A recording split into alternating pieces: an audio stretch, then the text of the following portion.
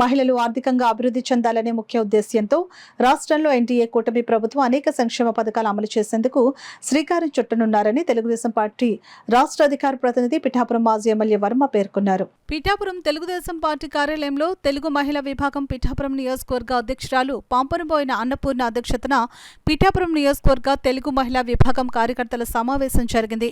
ఈ సమావేశానికి ముఖ్య అతిథులుగా మాజీ ఎమ్మెల్యే వర్మ, ఆయన సతీమణి శ్రీ వత్సవాయి లక్ష్మీదేవి హాజరయ్యారు. ఈ సమావేశంలో పలు అంశాలపై చర్చించారు. ఈ సందర్భంగా రాఖీ పౌర్ణమిని పురస్కరించుకుని మాజీ ఎమ్మెల్యే వర్మకు తెలుగు మహిళా విభాగం కార్యకర్తలు, మహిళలు రాఖీలు కట్టారు. అనంతరం స్వీట్లు పంచారు. ఈ సందర్భంగా మాజీ ఎమ్మెల్యే వర్మను, ఆయన సతీమణి శ్రీ వత్సవాయి లక్ష్మీదేవిని ఘనంగా సన్మానించారు. అనంతరం మాజీ ఎమ్మెల్యే వర్మ మీడియాతో మాట్లాడుతూ పిఠాపురం నియోజకవర్గంలో ఉన్న మహిళలందరూ తన కష్టాల్లో అండగా నిలిచారని, వారికి ఏ కష్టం వచ్చినా అన్ని విధాలుగా తాను అండగా ఉంటానని అన్నారు. ఈరోజు రాఖీ పౌర్ణమి సందర్భంగా నియోజకవర్గంలో మహిళా నాయకులందరూ, మా ఆడపడుచులందరూ కూడా ఈరోజు వచ్చి రాఖీ కట్టి మరి ఆస్వాదించడం జరిగింది.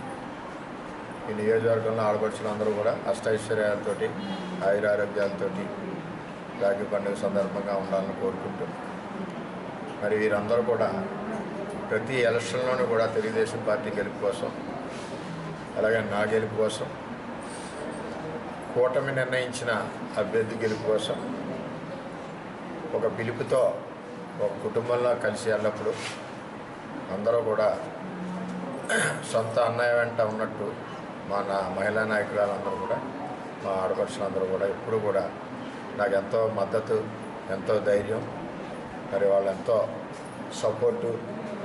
మరి ఈ సపోర్ట్ ఎప్పుడు కూడా ఇలాగే ఉండాలని, మరిన్ని రాఖీ పండుగలు అందరూ కలిసి చేసుకోవాలని చెప్పి కోరుకుంటున్నాను.